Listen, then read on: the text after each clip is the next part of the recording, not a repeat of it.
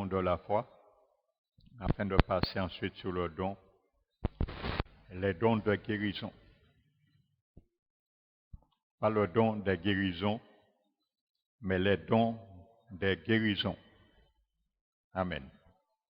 Les deux substantifs sont au pluriel dans le grec. Donc pour l'instant, nous allons continuer sur le don de la foi. De la foi. Donc je vais simplement introduire pour continuer. Donc je disais, le don de la foi se distingue de celui des miracles, bien que tous deux accomplissent des prodiges. Le don des miracles est actif, tandis que le don de la foi est passif.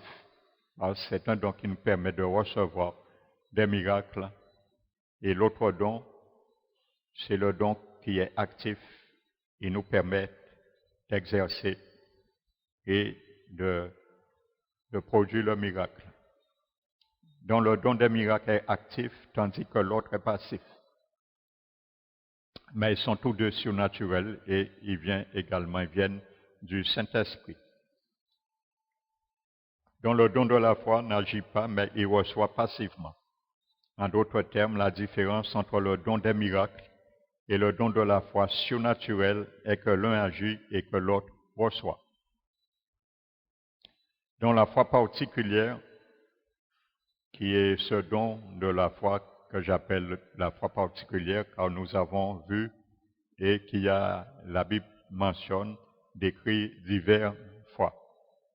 Donc cette foi particulière est un don surnaturel du Saint-Esprit par lequel ce qui est prononcé ou désiré par l'homme ou déclaré par Dieu s'accomplira d'une manière certaine.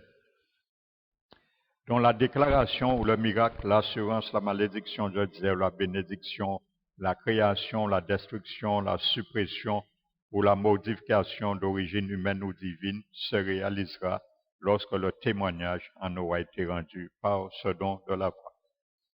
Donc le don des miracles est plutôt un acte. Nous allons le voir bien sûr. Il fait partie des trois dons de puissance, tandis que celui de la foi est un processus. Donc je disais, nous allons voir, ce n'est pas parce qu'il s'appelle le don de la foi que nécessairement que ça agit spontanément. Amen. Donc ça peut être également un processus. Le premier accomplit des prodiges tandis que l'autre les reçoit. Donc le don des miracles se sert de la foi, bien sûr active, qui accomplit des prodiges. Mais l'autre utilise la foi particulière qui s'attend passivement à un miracle d'une manière soutenue et permanente. Donc je disais, lorsque ce don de la foi agit, le miracle ne se manifeste pas nécessairement instantanément. Il peut prendre également un certain temps. Amen. Donc maintenant, je m'étais arrêté là. Donc le don de la foi, les patriarches d'antan se servaient du don de la foi pour recevoir des bénédictions surnaturelles ou pour l'accomplissement des prophéties. Quand ils étaient sur le point de mourir, bien souvent, ils imposaient les mains à leur fils pour proclamer la bénédiction et ordonnaient aux bénédictions de venir sur eux. Amen. Donc ça veut dire que ça se faisait finalement, même que la Bible ne l'utilise pas le mot, mais c'était en quelque sorte don de la foi, parce que ce qu'ils disaient s'accomplissait. Amen. Donc ils avaient cette pleine conviction que ça se présenterait, même si de leur vivant, ils ne voyaient pas l'accomplissement. Amen. D'ailleurs, le livre des Hébreux nous le dit, que ces patriarches ont salué la promesse, la bénédiction de loin. Amen. Donc souvent, il fallait attendre de nombreuses années avant de voir la manifestation de ses bienfaits, dont nous en voyons des exemples dans la vie d'Abraham, Isaac, de Joseph. Ces patriarches croyaient que leur prophétie s'accomplirait au moment propice. Donc c'était un genre de don de la foi en action. Lorsque nous allons prendre un don de la foi et nous allons voir qui a permis de protéger personnellement le prophète Daniel. Prenons le chapitre 6, Daniel 6, versets 16 à 23.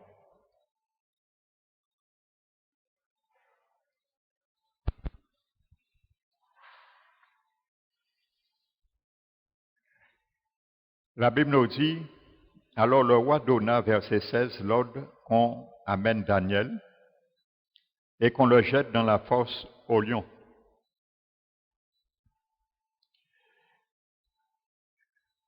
Le roi prit la parole et dit à Daniel, puisse ton Dieu que tu sers avec persévérance te délivre. Amen. Verset 17. On apporta une pierre et on la mit sur l'ouverture de la fosse. Le roi scella de son anneau et de l'anneau de ses grands, afin que rien ne soit changé à l'égard de Daniel. Verset 19, le roi se leva au point du jour et alla précipitamment à la fosse au lion. En s'approchant de la fosse, il appela Daniel d'une voix triste. Le roi prit la parole et dit à Daniel, Daniel, serviteur du Dieu vivant, ton Dieu que tu sers avec persévérance, a-t-il pu te délivrer des lions? Et Daniel dit au roi, vis éternellement. Mon Dieu a envoyé son ange et fermé la gueule des lions, qui ne m'ont fait aucun mal, parce que j'ai été trouvé innocent devant lui, et devant toi non plus. Ô roi, je n'ai rien fait de mauvais. Alors le roi fut très joyeux, et il ordonna qu'on fasse sortir Daniel de la fosse. Daniel fut retiré de la fosse, et on ne trouva sur lui aucune blessure, parce qu'il avait eu confiance en son Dieu. Amen. Pour une fois, dans la fosse de Nebuchadnezzar, les lions ont fait grève de la faim. Amen. Alléluia. La Bible dit, on ne trouva sur lui aucune blessure parce qu'il avait eu confiance en son Dieu. Donc Daniel reçut un miracle dans la fosse au lion. Vous savez, à l'époque, comme tout au long de l'histoire humaine, d'autres furent jetés au lion qui les dévorèrent. Il y a beaucoup de chrétiens qui ont été jetés et les lions les ont dévorés. Donc pourquoi ces lions n'ont-ils pas fait de mal à Daniel? La Bible dit que Daniel avait eu confiance en son Dieu. De toute évidence, Dieu donna à Daniel une foi particulière, une manifestation spéciale afin qu'il reçoive la délivrance. Donc Daniel n'a rien fait. Il s'est allongé au même sol et s'est endormi. Il a fait preuve d'une foi passive plutôt qu'active. Donc néanmoins, il a reçu le miracle dont il avait besoin grâce à l'exercice du don de la foi. Donc ça, c'est que par vraiment un don de la foi, on peut vraiment exercer une telle bravoure. Amen. Donc Daniel avait confiance en Dieu et le Seigneur a permis qu'il se manifeste en lui un don de la foi et qu'il avait l'assurance qu'il recevrait ce miracle, que le Seigneur enverra, enfin il ne savait pas, mais un ange pour fermer la gueule des lions. Donc si nous regardons le Seigneur Jésus exercer aussi ce don face à un grand péril, au cours d'une tempête déchaînée, il dormait sur le coussin à la poupe de la barque. Amen. Regardons Matthieu, le chapitre 8 et le verset 24.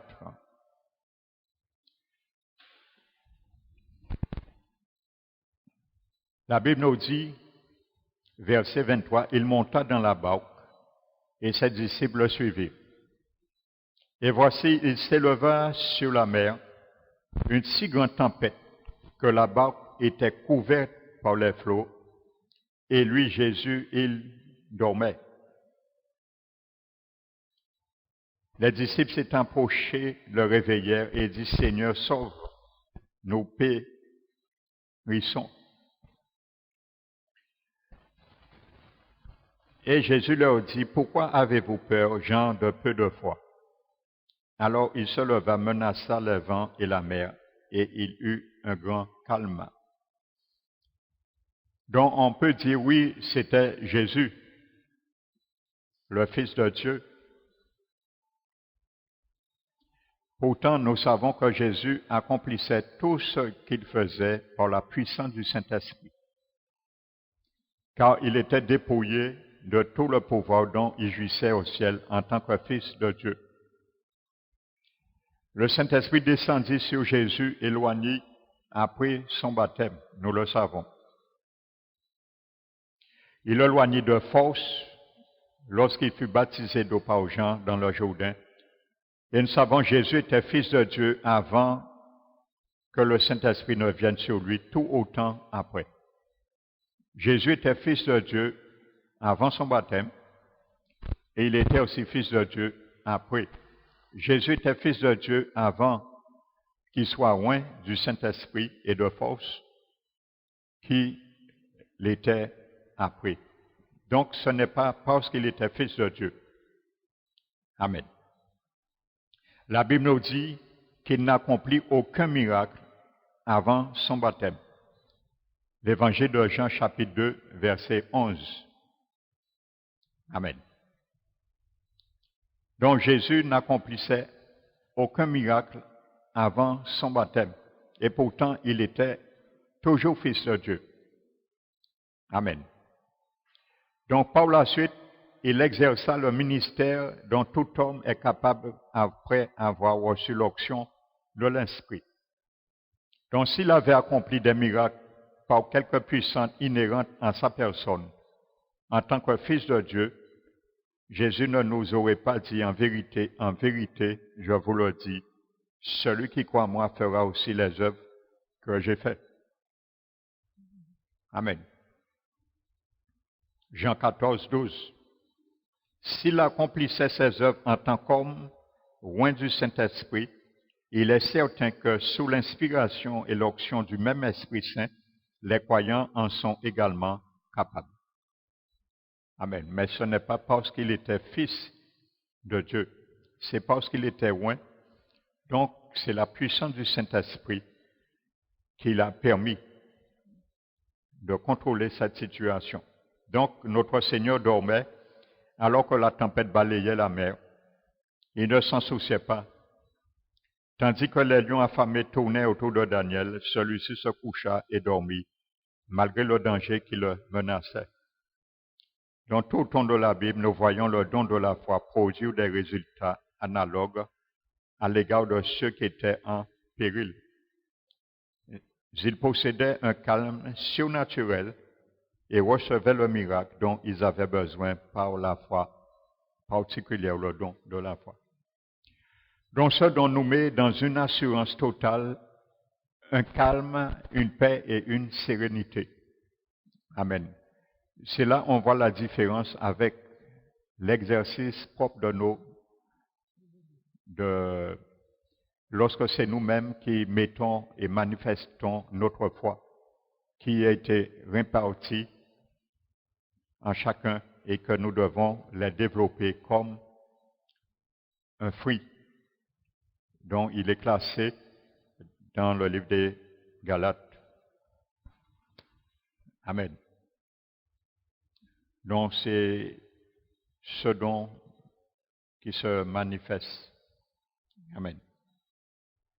Donc moi, ça m'est arrivé, j'ai donné un témoignage le mercredi dernier, mais à plusieurs reprises, je conçois vraiment que c'était vraiment la manifestation tangible de ce don par moment, lorsque j'allais soit visiter, prier pour certaines personnes. Ce don vous donne une garantie qu'on ne peut pas expliquer, mais on ressent que ce n'est pas notre foi. Il y a autre chose, même si on ne peut pas l'expliquer, mais aujourd'hui je le comprends et je peux l'expliquer.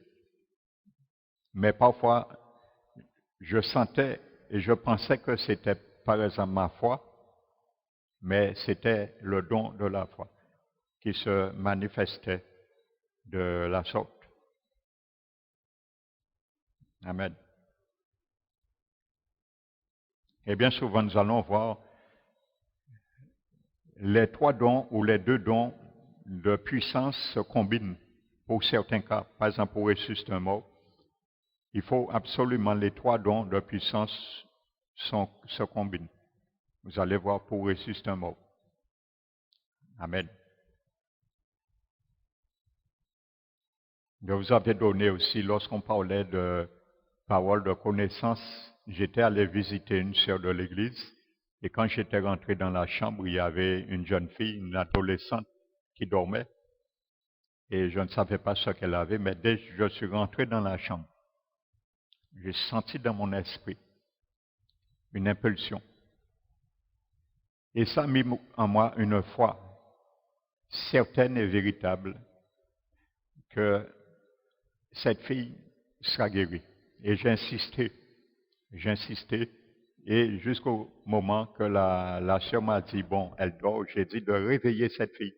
J'insistais pour qu'on la réveille. J'avais cette conviction. Donc si je doutais, c'était de ma propre foi. Je n'aurais pas demandé quand même de réveiller la fille. J'avais cette certitude et que le Seigneur m'avait conduit dans cette chambre. Parce que quand je suis rentré dans la chambre, j'ai reçu le témoignage dans mon esprit. C'était vraiment le don de la foi qui s'est manifesté. Et après, le lendemain, je disais que la fille m'a appelé, la sœur que j'étais visitée, elle m'a appelé, elle m'a confirmé que quand je suis sorti, la fille, elle était paralysée des deux jambes. Elle ne marchait pas, elle marchait avec deux béquilles. Et quand je suis parti, j'ai prié pour elle, je suis parti. Elle s'est levée pour aller aux toilettes. Et quand elle s'est levée, ses deux jambes ont été affermies. Elle a fait que sortir sur le lit et elle s'est mise à marcher. Et elle a été au... Donc elle était, elle était sortie de Saint-Martin et elle est retournée à Saint-Martin. Donc personnellement, je n'ai pas eu l'occasion de m'entretenir avec elle. Mais la sœur m'a témoigné qu'elle a été guérie de sa paralysie. Donc c'est comme ça, le don de la foi se manifeste également. Nous prions et nous recevons vraiment le miracle, sans aucun doute.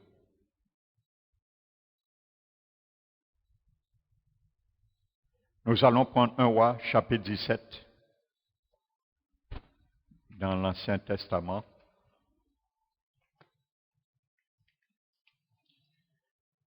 1 Roi, chapitre 17. Ce sont des manifestations du don de la foi, même si ce n'est pas explicité. Versets 2 à 6.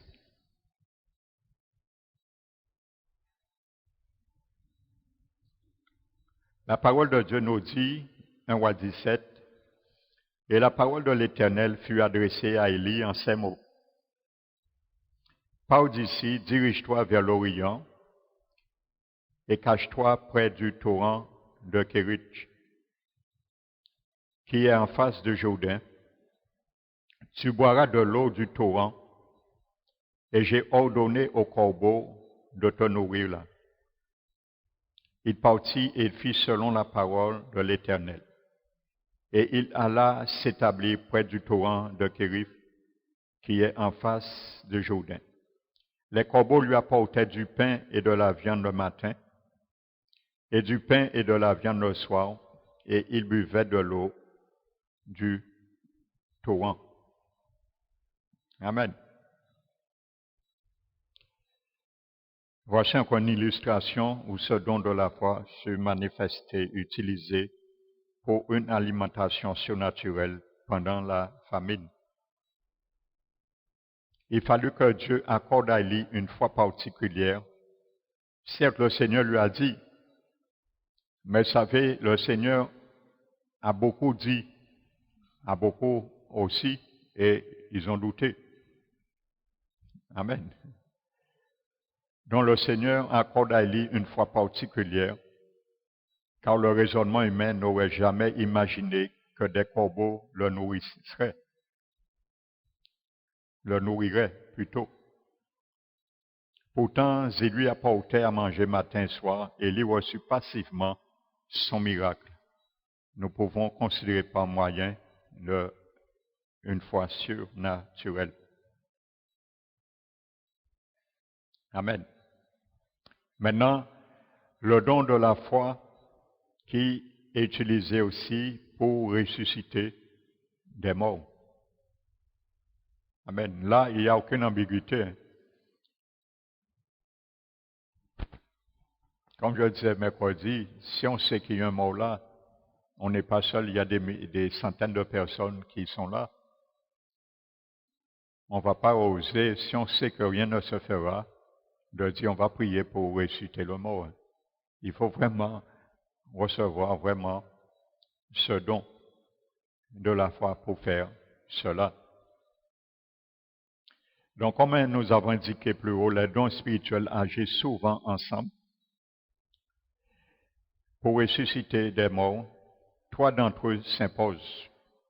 Premièrement, le don de la foi particulière, l'opération des miracles et le don de guérir. C'est une des raisons pour lesquelles nous ne voyons pas beaucoup de morts ramenés à la vie. Mais il y en a, le Seigneur démontre qu'il est le même et qu'il n'a pas menti. 1 ou 2 de ces dons se manifestent dans la vie de certains, mais peu de chrétiens les utilisent tous les 3. Nous allons voir le don de la foi et le don de guérison se manifester, ou le don de la foi, le don de miracle, mais les 3 se combinent, c'est rare. Alors, pour ressusciter les morts, il faut avant tout une foi surnaturelle, par le don de la foi. Pourquoi le don de la foi? C'est pour appeler l'esprit qui a quitté le corps. Amen. Et le Seigneur Jésus le faisait. Amen. N'oubliez pas, Jésus disait que les miracles qu'il fait, il le fait par le bois de l'Éternel, qu'il appelait la puissance du Saint-Esprit. Amen. Donc c'était par les manifestations des dons du Saint-Esprit qui en Jésus avait l'Esprit sans mesure, et tous les dons et tous les ministères se réalisaient, se manifestaient. Jésus coiffait tous les ministères et il coiffait également tous les dons. Il pouvait les manifester. Donc, afin de rappeler l'esprit qui a quitté le corps, plus le don des miracles pour amener le mort à la vie. Amen. Donc, vous voyez, le don de la foi nous permet de ramener, ordonner l'esprit du mort à la vie. Parce que nous savons que lorsque quelqu'un est mort, ce n'est pas son esprit a quitté son corps. Donc, ces dons de la foi nous permettent de réclamer l'esprit de la personne, de retourner en lui. Et le deuxième don, le don de miracle pour ramener cet esprit dans le corps. Donc c'est un don de miracle. Amen, c'est un miracle.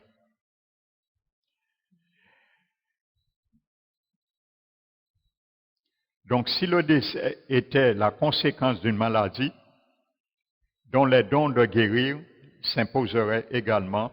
Pourquoi? Qui peut me dire?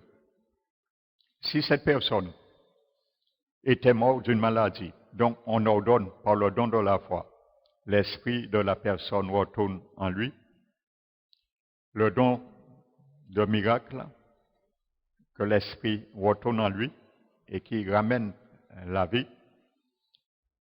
Et pourquoi troisièmement, il faut le troisième don aussi se combine, le don de guérison. C'est simple. Parce que s'il est mort d'une maladie, il se pourrait, même qu'il soit revenu à la vie, si la maladie perdure, il mourra demain encore.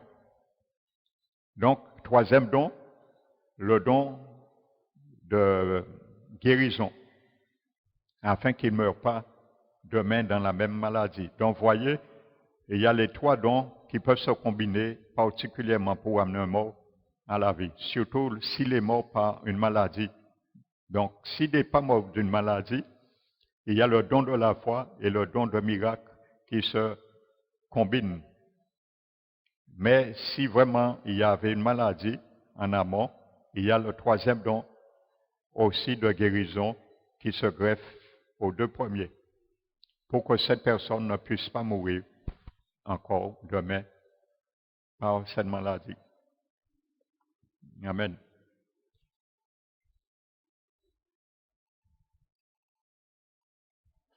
Et vous savez, ça m'est arrivé de prier pour certaines personnes qu'on avait condamnées.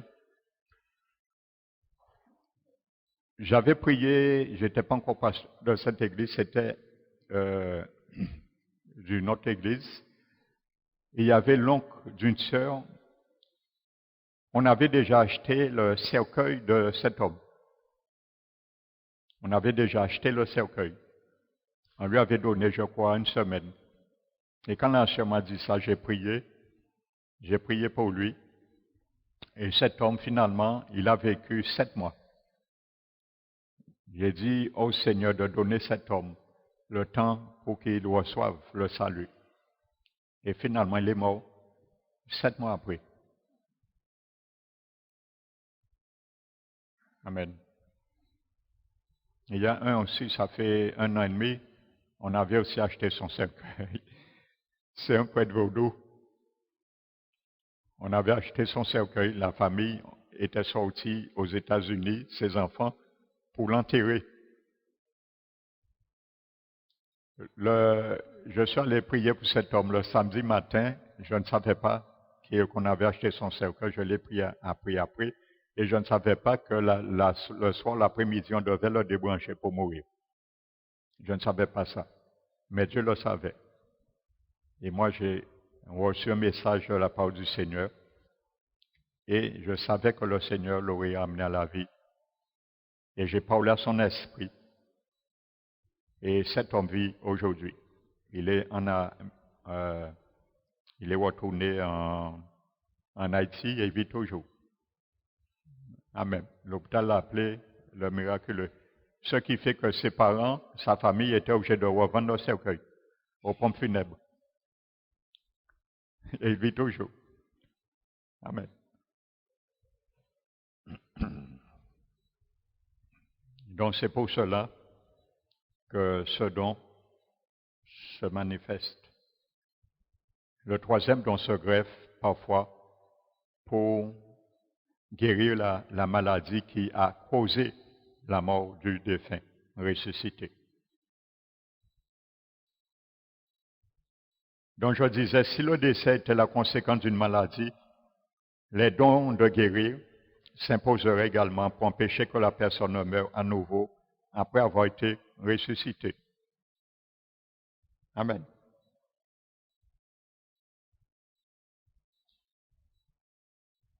C'est pour ça que Jésus prenait le soin de dire parfois, tes péchés te sont pardonnés. Ce n'est pas irréfléchi, le Seigneur le disait.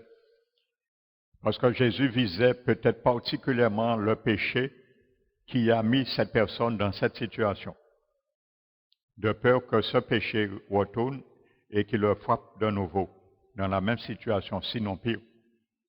Comme il nous explique aussi, lorsque quelqu'un est délivré d'un esprit et la personne ouvre la porte de nouveau, que son cas risque d'être pire que la première fois avant d'être délivré. Amen. Donc la manifestation simultanée des trois dons de puissance est indispensable pour ressusciter des morts. Si nous regardons également,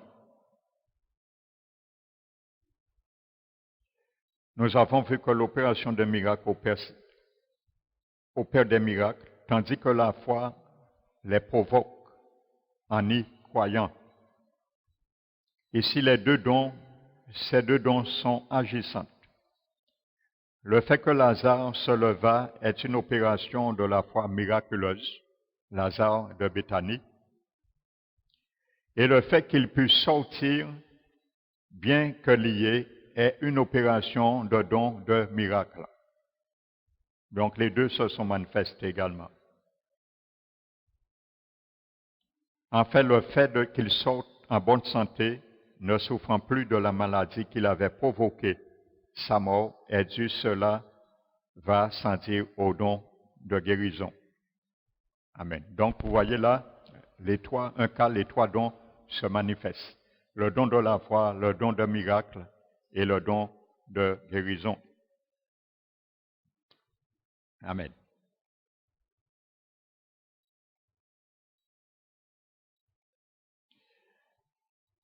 Vous savez, je vous disais qu'il y a eu un évangéliste, Smith Wigglesworth.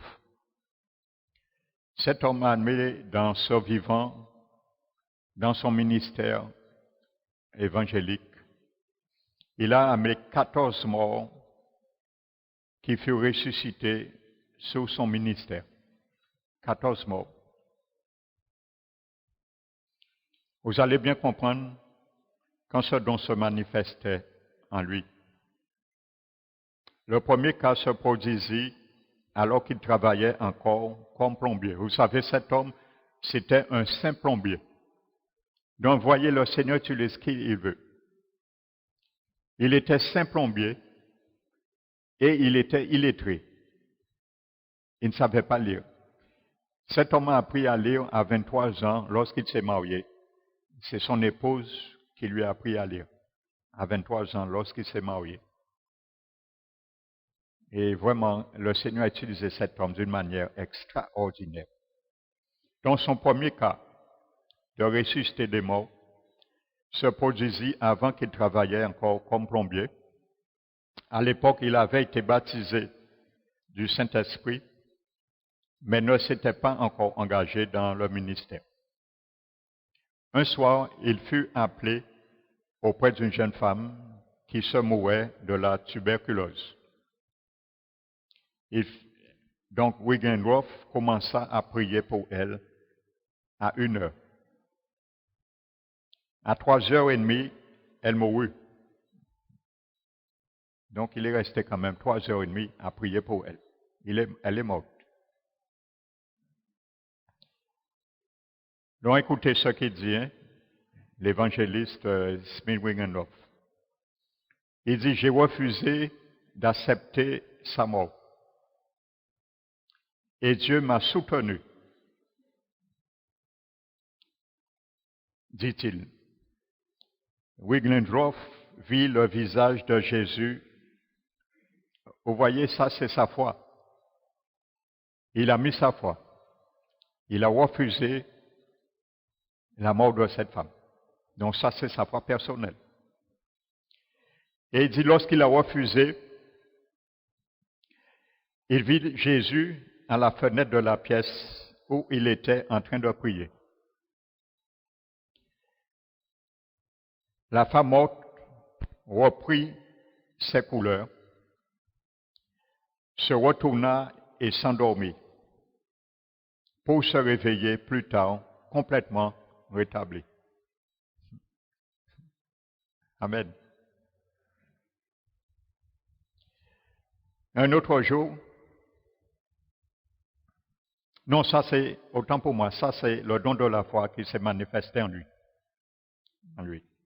Donc, voyez, le Seigneur a permis, pourquoi? Parce qu'il a quand même prié 3h30. Donc, voyez, sa foi n'a pas amené cette femme à la vie. Mais il croyait qu'il avait espoir, espérance au nom du Seigneur. Et voyez, du fait que le Seigneur a vu l'attitude, la foi personnelle ou la miséricorde de cet homme pauvre, à ce moment, le Saint-Esprit a manifesté le don de la foi. Et à ce moment, il a refusé la mort de cette femme. Donc, ce don nous donne une certaine audacité. Il a une certaine bravoure aussi pour braver les circonstances, les situations. Comme je vous ai dit que j'ai donné mon exemple que quand ce don s'était manifesté et dans mon quartier, je voyais personne.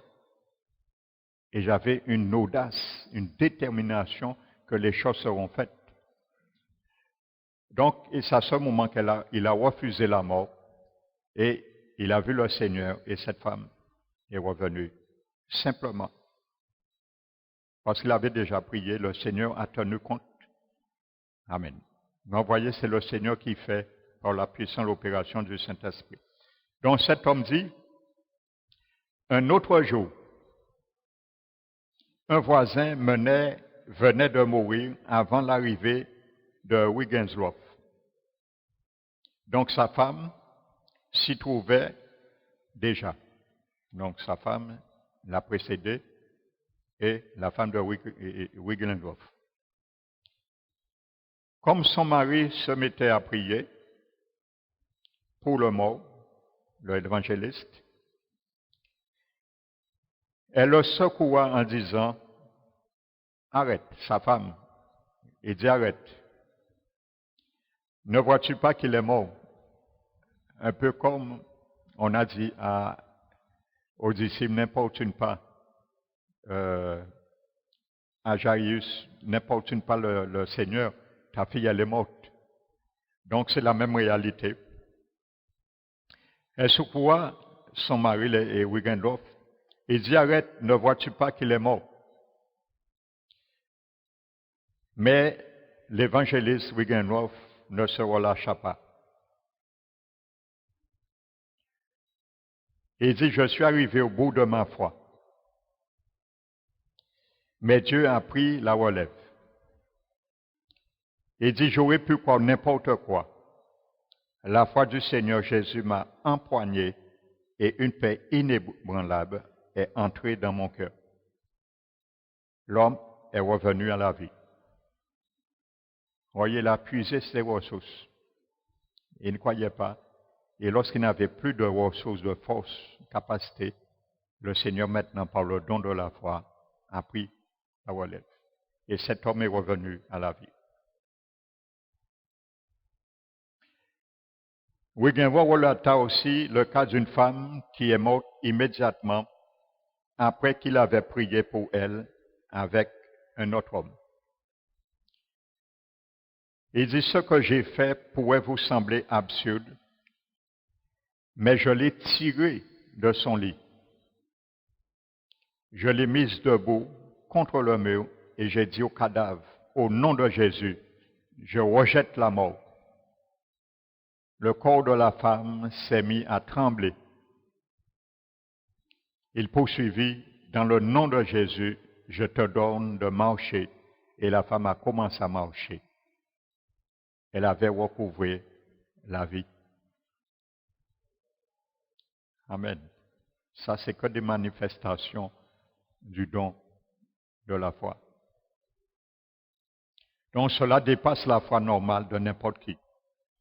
Avec la foi générale, nous pourrions tirer quelqu'un du lit, comme l'a fait Wigglesworth, mais le cadavre debout et lui ordonner de marcher. C'est vraiment ce que Jésus a dit, celui qui croit en moi fera ce que j'ai fait. Alors, Jésus visait le don de la foi de miracle, de guérison qui animait sa vie.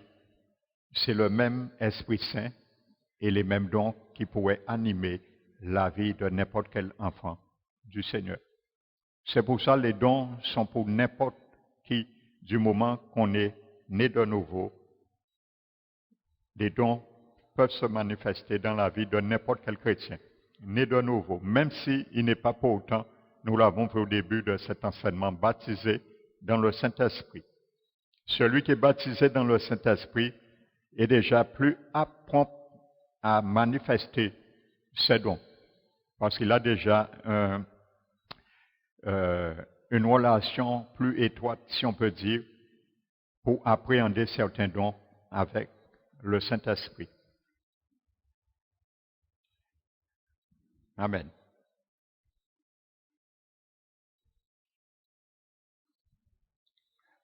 Donc je continue. Donc je disais, nous pourrions tirer quelqu'un du lit, mais mettre un cadavre de bol lui ordonner de marcher, ça c'est vraiment autre chose.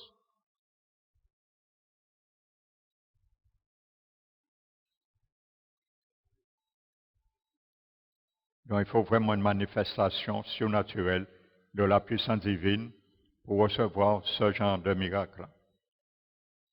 Si nous faisons un pas de la foi générale, dont dispose chaque croyant et que nous arrivons au bout de nos ressources, très souvent la foi surnaturelle viendra prendre la relève.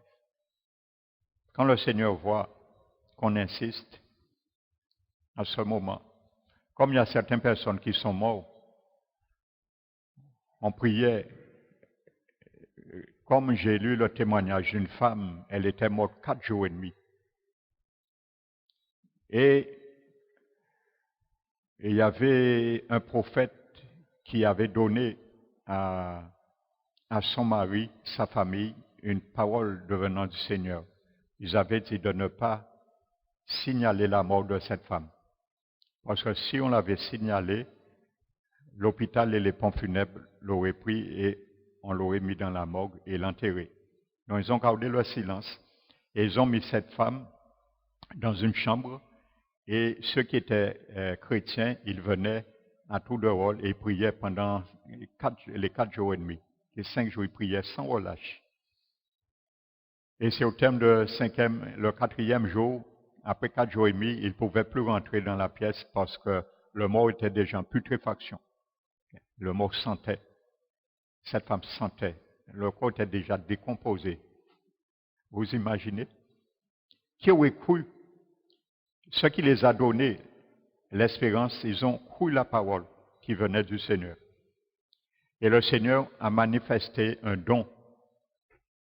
Ce don de la foi, je crois que Dieu a permis qu'il y ait un don de la foi. Parce que vous savez, même si on entend une parole, dit le Seigneur a dit, vous savez, après 4 jours et demi, 5 jours, vous voyez le mort en putréfaction. Surtout, imaginez-vous, vous commencez à avoir des vers. Des vers sur le mort. Je pense qu'on aurait commencé à douter. On aurait commencé à dire, bon, on a cru au début, bon, ça pouvait venir de Dieu, cette parole, mais on ne croit plus. Donc, il fallait vraiment, je crois que le Seigneur, le don de la foi, a gardé vraiment son mari et ses parents dans la foi et le don de miracle s'en suivit. Et cette femme est revenue à la vie. Amen. C'est là on voit rien n'est impossible au Seigneur. Il y a plusieurs témoignages comme ça, des gens qui prient plusieurs jours avant d'enterrer le mort et le Seigneur, à un moment donné, manifeste sa grandeur à cause de la miséricorde. Donc la raison pour laquelle, donc si nous faisons, je disais, un pas de la foi générale, dont dispose chaque croyant et que nous arrivons au bout de nos ressources, très souvent la foi surnaturelle, le don de la foi, viendra prendre la relève. La raison pour laquelle cela n'arrive pas à beaucoup de croyants, c'est qu'ils n'utilisent pas la foi générale qui est déjà à leur disposition. Ça veut dire que le Seigneur fait toujours avec ce qu'on a. Amen. Toujours ce qu'on a. On a un petit peu d'huile, on fait avec et le Seigneur va remplir d'autres vases. Et il y a 5 pains, 2 poissons, le Seigneur va multiplier. Donc, il faut toujours dire le Seigneur, on n'a que ça. Le Seigneur veut qu'on entende. Il entend de notre part pour vraiment bien souvent manifester ce don de la foi, qu'on n'a que ça. Donc, si on n'a que ça, il le prend et il le multiplie. Mieux vaut dire au Seigneur, on n'a que ça, que de ne pas croire ou de douter. Donc, c'est une réalité. La raison pour laquelle cela n'arrive pas à beaucoup de croyants, c'est qu'ils n'utilisent pas la foi générale qui est déjà à leur disposition. Moi, je me rappelle le cyclone. Le cyclone qui devait passer en Guadeloupe. Il était passé à Saint-Martin. Et le cyclone qui avait fait du dégât devait passer en Guadeloupe. Et moi, je me rappelle, j'avais vraiment mis vraiment ma foi. Et le Seigneur m'avait vraiment fortifié. Et j'ai dit que ce cyclone ne passera pas en Guadeloupe. Eh bien, on m'a méprisé, on m'a calomnié, on m'a insulté, chrétien. Parce que j'étais, comment dirais-je, ferme. Je disais que ce cyclone ne passera pas.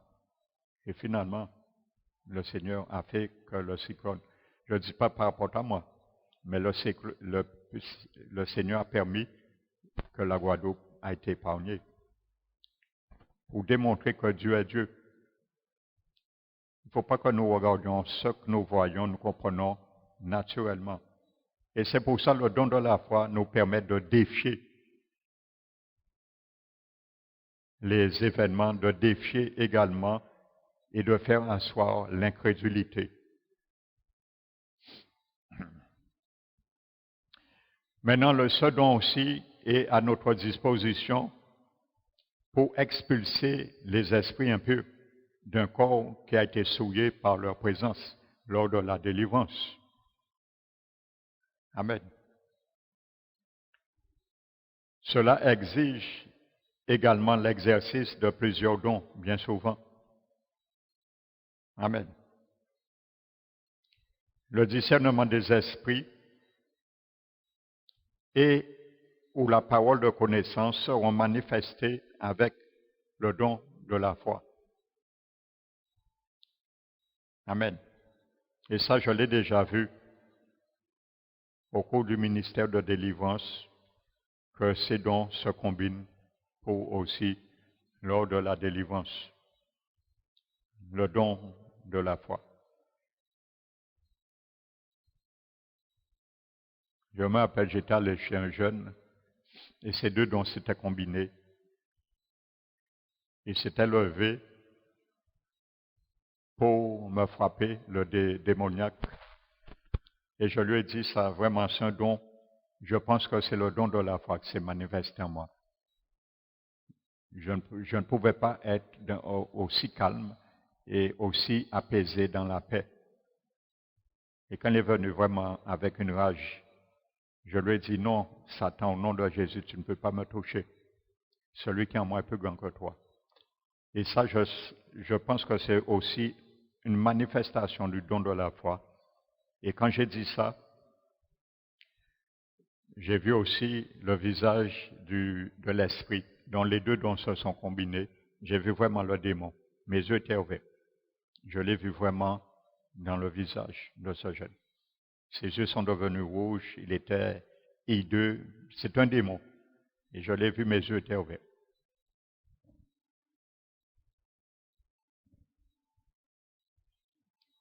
Dans le discernement des esprits où la parole de connaissance seront manifestées avec le don de la foi. Donc, faute de discerner ou de voir l'esprit, il sera souvent révélé par une parole de connaissance. Et ça, bon, dans la délivrance, c'est courant ça. Hein. Pour tous ceux qui font la délivrance, ils vont le témoigner, le confirmer. Mais le don de la foi sera exercé pour chasser le mauvais esprit. Bien entendu, Marc 16, 17 nous enseigne que la foi générale est également efficace dans ce domaine. Il dit, voici les signes qui accompagneront ceux qui auront cru. Amen.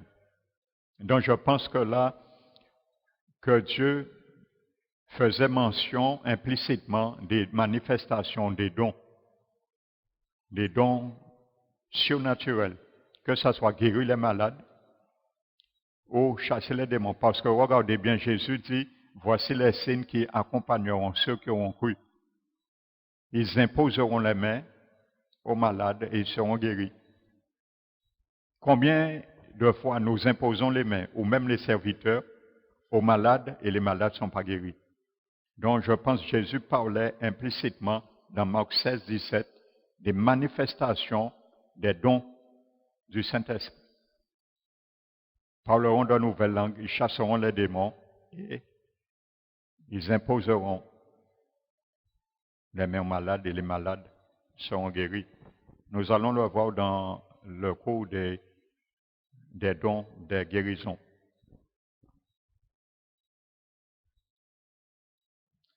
Et aussi, le don de la foi peut être utilisé pour certains serviteurs de conférer le don du Saint-Esprit à sa manifestation charismatique. Ça veut dire le baptême dans le Saint-Esprit.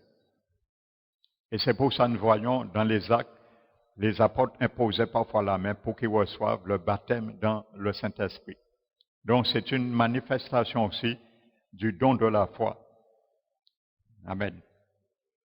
Donc il se manifeste par l'imposition des mains afin que les croyants reçoivent l'Esprit Saint, bien sûr, dans sa manifestation charismatique. Par le Saint-Esprit ontologique, comme je dis, on ne voit jamais personne imposer les mains pour recevoir le Saint-Esprit. Parce qu'on aurait obligé bien souvent certaines personnes à recevoir le Saint-Esprit. Ça, c'est un accord que chaque personne avec son cœur et Dieu, l'Esprit Saint. Mais je parle recevoir, comme nous l'avons vu, la Bible parle parfois recevoir l'Esprit Saint dans sa manifestation charismatique. Ça ne veut pas dire l'Esprit lui-même, mais le baptême dans le Saint-Esprit. Donc c'est ça que je parle. Donc n'importe quel croyant peut imposer les mains aux autres. Par la foi, normale, générale, nous l'avons vu, en Dieu, afin qu'ils reçoivent le bénéfice des promesses divines. Mais il y a une différence entre croire en Dieu pour s'approprier ses promesses et cette manifestation surnaturelle qui passe par une personne pour en toucher une autre à travers du don de la foi. Amen.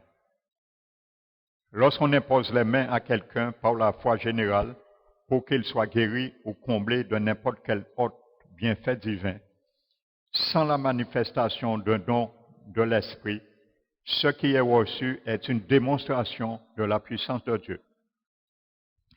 Cependant, si la guérison divine ou le baptême dans le Saint-Esprit est reçu par l'intermédiaire de celui qui impose les mains, il s'agit de l'intervention surnaturelle du don de la foi. Amen.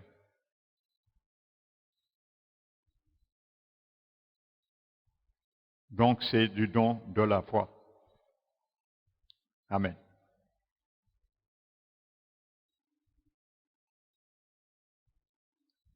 Donc, effectivement, par le don de la foi, un serviteur peut conférer à quelqu'un le baptême dans le Saint-Esprit.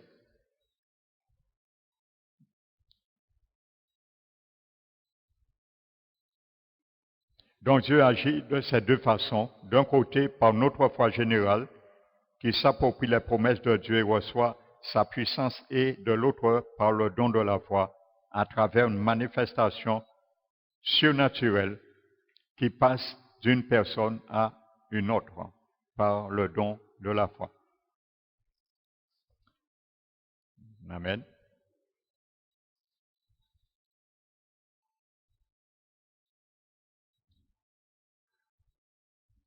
Donc la foi germe et grandit, comme nous l'avons vu, de foi en foi. Romains 1.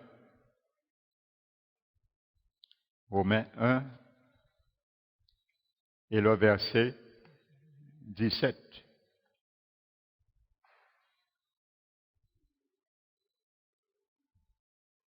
Parce qu'en lui est révélée la justice de Dieu par la foi et pour la foi. Selon qu'il est écrit, le juste vivra par la foi. Dont la foi germe et grandit de foi en foi. Vous voyez, peut-être n'avions pas fait attention à ce verset. La Bible nous dit au verset 17, parce qu'en lui est révélée la justice de Dieu par la foi et pour la foi. Ça veut dire que nous recevons la foi qui sauve, mais nous devons la développer comme fruit de l'esprit pour qu'elle puisse gravir et ajouter mesure par mesure. C'est ce que ça veut dire. Et la Bible dit, le juste vivra par ma foi, par la foi. Et Habakkuk dit par sa foi. Donc ainsi la foi qui sauve est la semence. Amen. Cette semence peut produire, par exemple, un figuier, lequel peut porter du fruit ou beaucoup de fruits au point du tout. C'est une réalité. On peut posséder le don sans le fruit ou sans beaucoup de fruits, mais non pas la semence. Amen. La foi qui sauve, c'est la semence. Amen. Mais on peut posséder le don sans la semence qui produit. On peut posséder le don sans le fruit ou sans beaucoup de fruits. Amen. Ça veut dire quelqu'un qui est jeune dans la foi, il ne connaît même pas grand-chose sur la foi. Le don de la foi peut l'utiliser un moment ponctuel pour produire un espoir. Donc c'est ce que ça veut dire. On peut posséder le don de la foi sans la semence. Elle produira le fruit, sans le fruit, ou sans beaucoup de fruits. Ça veut dire quelqu'un qui acceptait le Seigneur, mais qui n'a pas encore développé vraiment la capacité de sa foi, la foi qui l'a sauvé, et qui devait développer par le don de la foi, il peut faire un miracle de la part du Seigneur par rapport à ce don. Amen.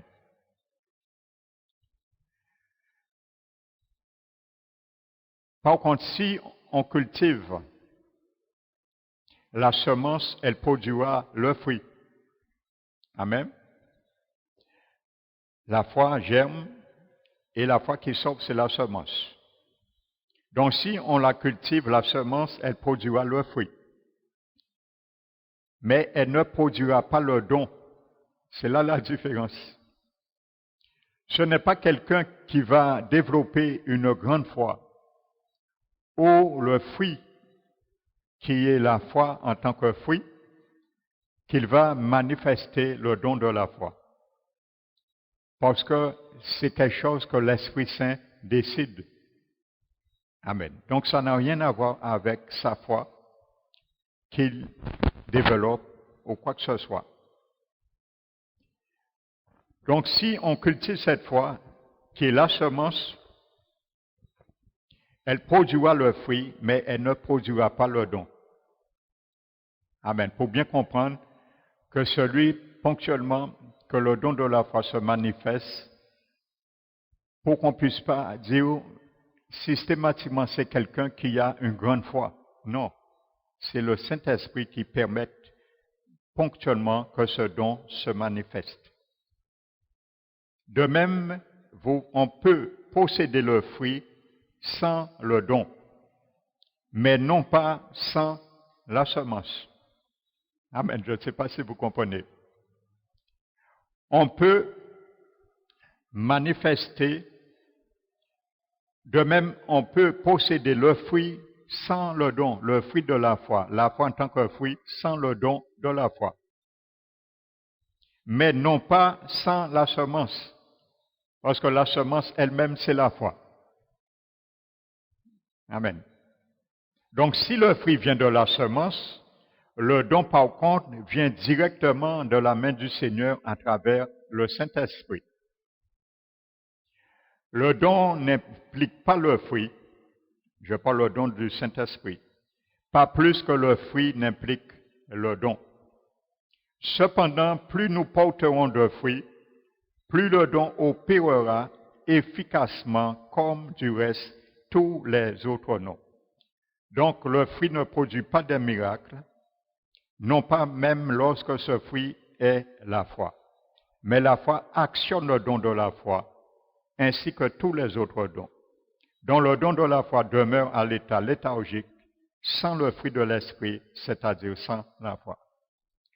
Donc le don de la foi, c'est pour comprendre, c'est un don que l'Esprit Saint permet à se manifester. Amen.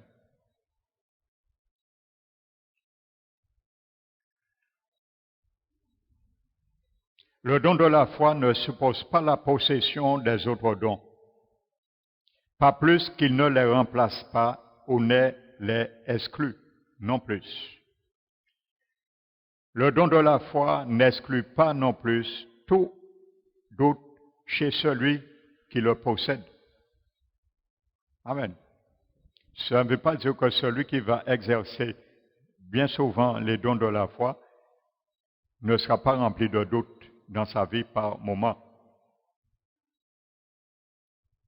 Ce dernier a besoin, comme n'importe quel autre chrétien, d'un effort de consécration et de volonté pour croire en Dieu dans les circonstances ordinaires, ça veut dire non miraculeuses, lorsque le don ne se manifeste pas. Donc ça, c'est notre responsabilité de croire. Ce n'est pas le don de foi qui nous rend citoyens des cieux. La foi qui opère des miracles n'ouvre pas plus le ciel que le parler en langue. Comme tous les autres dons, elle sert les desseins temporaires de Dieu jusqu'à ce que le parfait soit venu. C'est la foi, le fruit de l'esprit, qui nous prépare pour le ciel. Le fruit de l'esprit pousse sur le sarment qui demeure attaché au cep et produit le vin qui est le caractère de notre Seigneur Jésus. Le don de l'esprit, sous l'ordre de Jésus, déverse par l'esprit un vin miraculeux puisé directement dans les vases humains ordinaires destinés à contenir l'eau. Amen. Donc voici en conclusion pour le don de la foi. Et la Bible nous dit dans 1 Corinthiens 12, verset 9,